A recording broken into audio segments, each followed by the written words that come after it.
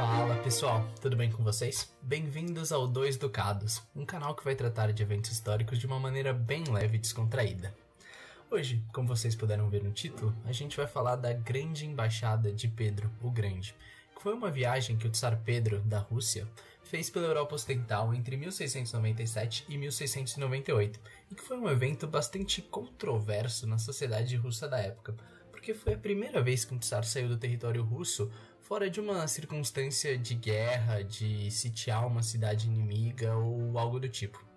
E o Pedro era, naquela época, bastante jovem, ele tinha só 25 anos e tinha acabado de virar rei. Além disso, a sua ascensão ao poder foi bastante conturbada, envolveu uma disputa ali com a sua irmã, a Tsarevna Sofia, então naquele momento a posição dele ainda não estava completamente solidificada. E, mesmo assim, ele decidiu fazer essa viagem, que ele sabia que ia chocar muita gente e que podia ser usada politicamente pelos seus inimigos. Então, por que será que ele tomou essa decisão? Bom, a viagem tinha um objetivo oficial, que era fortalecer a aliança cristã contra o Império Otomano, os turcos. Porém, ela foi feita no anonimato, ou pelo menos era isso que o Pedro tinha em mente. Ou seja, ele não queria que nenhum dos reis que ele estava visitando anunciasse a chegada de um tsar da Rússia, o que ia gerar, obviamente, um alvoroço na corte e nas próprias cidades europeias que ele estava visitando, ia requerer uma série de cerimônias e honras a serem prestadas para um monarca estrangeiro, como era o costume. Ele queria, pelo contrário, ser tratado como um membro comum de uma missão diplomática qualquer. Além disso, o Tsar passou a maior parte do seu tempo na Holanda e na Inglaterra, que eram países que, todo mundo sabia, nunca iriam entrar em guerra direta contra os turcos, pela própria distância geográfica entre esses impérios e pela rivalidade que os dois países, que eram protestantes, tinham com a França de Luís XVI, o Rei Sol, que era católica. Essa rivalidade, inclusive, ia gerar uma grande guerra nos anos seguintes, que foi a Guerra da Sucessão Espanhola. Então, por causa dessas inconsistências, digamos assim, muitos russos começaram a se perguntar qual seria o real motivo da viagem de seu rei. Ainda que Pedro tentasse esconder que ele estava fora do país, a informação acabou vazando rapidamente, é claro. Então, talvez a teoria mais difundida era que ele simplesmente queria se livrar das suas responsabilidades como monarca e se divertir. Afinal, Pedro, na sua juventude, sempre gostou muito de festas, bebidas e mulheres, principalmente as estrangeiras. Então, o que seria melhor que uma viagem pela Europa com todo o dinheiro de um rei, mas tentando se livrar das atenções e chatas formalidades envolvidas, né? Outros ainda achavam que ele tinha virado protestante ou até que ele nunca mais ia voltar para a Rússia. Porém, a verdade é, acreditem se quiser, que o principal objetivo da viagem de Pedro era aprender e atrair a atenção de pessoas qualificadas e competentes para o seu país. Ainda que festinhas com os amigos em Londres e em Amsterdã não deixassem de ser uma vantagem, é claro. Eu explico. A Europa Ocidental era, na época, um ambiente muito voltado para o futuro, fervilhando com descobertas científicas, inovações tecnológicas, novas técnicas de manufatura, explorações marítimas e assim por diante.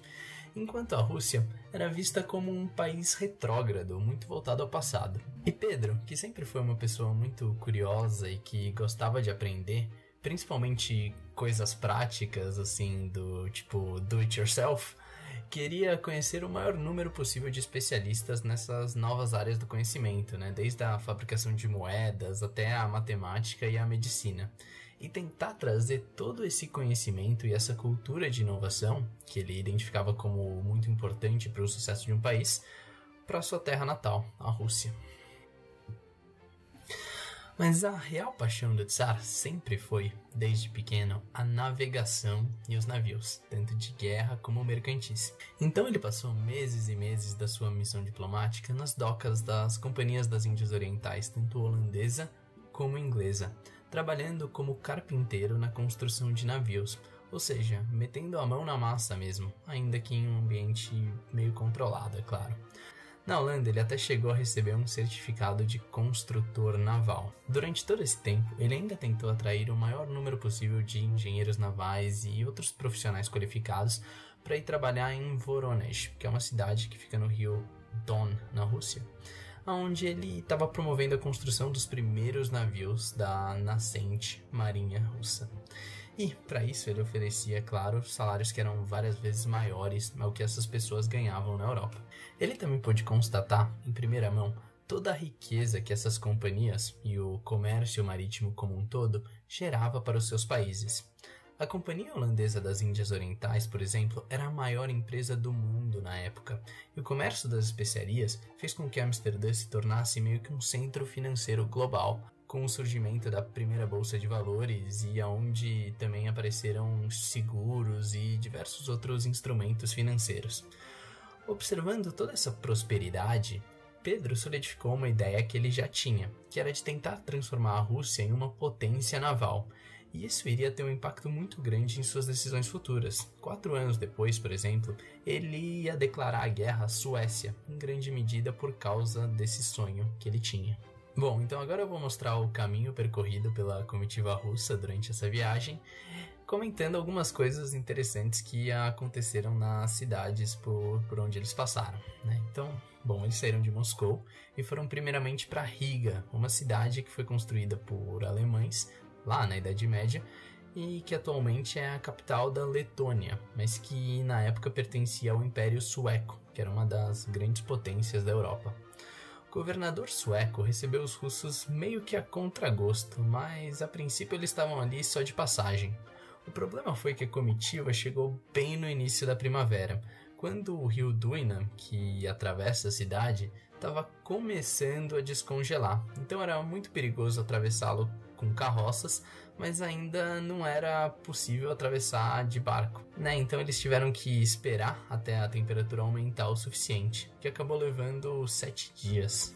Pedro aproveitou esse tempo para estudar as fortificações da cidade, que eram construídas em pedra por engenheiros suecos de acordo com os padrões europeus mais modernos, que eram bem diferentes, é claro, do que se via na Rússia. Os suecos, por sua vez, não ficaram nada felizes com o monarca de um país rival analisando as fortificações de uma cidade que ele podia querer conquistar. Isso gerou vários conflitos durante aquelas semanas em que eles estavam ali presos. Quando ele atacou a Suécia, alguns anos depois, Pedro usou o que ele chamou como uma quebra de hospitalidade durante esse período, como uma de suas desculpas para iniciar a guerra. Uma vez que ele conseguiu atravessar o rio, o czar seguiu para Curlândia, de onde ele pegou um barco para Kaliningrado, a capital da Prússia, e, atravessando rapidamente a Alemanha, chegou na Holanda, seu destino desejado, finalmente. Lá, além de brincar de construtor naval por alguns meses, ele conheceu Guilherme de Orange, seu grande ídolo e o famoso rei irlandês que promoveu a Revolução Gloriosa na Inglaterra. Ele também visitou várias vezes laboratórios de cientistas famosos, como o professor Frederick Hughes, um especialista em cirurgias um tanto excêntrico, pioneiro na arte de preservação de corpos humanos. E a partir de então, Pedro passou a carregar instrumentos cirúrgicos para todos os lugares que ele fosse durante o resto da sua vida. Então, depois de esgotar todos os cientistas holandeses com quem ele queria falar, o Tsar partiu para Londres a bordo do HMS York, um navio de guerra gigantesco da Marinha Britânica. Na capital inglesa, a comitiva russa ficou alojada numa mansão próxima ao estaleiro real. Depois que eles foram embora, ficaram claros os estragos provocados pelas festinhas dos amigos do Tsar.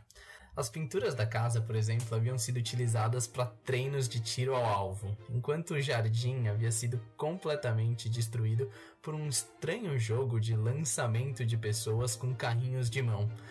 Uma invenção, os carrinhos de mão era uma invenção que ainda não havia chegado na Rússia naquela época, então atraiu a curiosidade deles. Além disso, todas as cadeiras haviam sido usadas como carvão para as fornalhas, dentre vários outros estragos. Para ajudar a financiar algumas dessas extravagâncias, Pedro também firmou um negócio permitindo o comércio de tabaco, uma erva que era muito mal vista pela Igreja Ortodoxa Russa por comerciantes ingleses no seu país, que passavam a deter, inclusive, um direito de monopólio. Pois é, qualquer semelhança com a política brasileira não é mera coincidência. Pedro também passou boa parte do seu tempo no arsenal de Woolwich, onde ele tentou aprender sobre a fabricação de canhões europeus mais modernos, e na Torre de Londres, principalmente na Casa da Moeda, responsável pela cunhagem das moedas oficiais do reino, e cujo guardião era Sir Isaac Newton. Bom, depois de meses e meses estendendo a sua estadia na Inglaterra, o Tsar recebeu uma carta dizendo que a Áustria e o Império Otomano estavam prestes a firmar um acordo de paz, ou seja, que o objetivo principal da comitiva estava prestes a ruir. Ele então partiu às pressas rumo a Viena. A Inglaterra, porém, sempre ficou marcada para ele como o seu país preferido no mundo e, muitos anos mais tarde, ele diria que a vida de um almirante inglês é muito mais feliz que a vida de qualquer um na Rússia, inclusive um tsar. Chegando na capital austríaca, Pedro logo percebeu que os seus esforços seriam inúteis. Leopoldo I, imperador do Sacro Império Romano, estava decidido a promover a paz com os turcos. A Rússia, se quisesse continuar lutando, teria de fazê-lo sozinha. Então, assim, no decorrer de alguns dias de conversas, a grande embaixada se tornou um fracasso completo, pelo menos no que diz respeito ao seu objetivo oficial.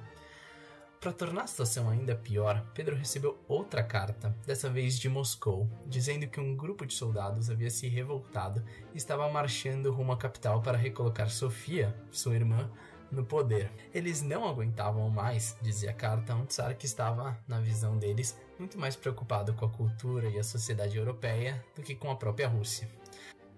Assim, a grande embaixada foi oficialmente encerrada, com o rei voltando correndo ao seu país, sem nem mesmo ter certeza de que a sua posição estava assegurada. Porém, se tratava de um rei com novas ideias, que iria, ao longo das décadas seguintes, mudar completamente a história do seu país. Bom, pessoal, é isso. Se vocês gostaram, não se esqueçam de deixar um like e se inscreverem no canal, que eu pretendo fazer vários vídeos parecidos, comentando diversos temas da história, tanto europeia como brasileira. E se vocês têm interesse em saber mais detalhes da história do Pedro, eu recomendo o livro Pedro o Grande, Sua História e Seu Mundo, de Robert Massie, que foi a principal fonte de referências para esse vídeo e que entra em muito mais detalhes, não só sobre a Grande Embaixada, como também sobre a infância do Tsar, a guerra com a Suécia, a fundação de São Petersburgo, entre outros temas. Então é isso, até mais.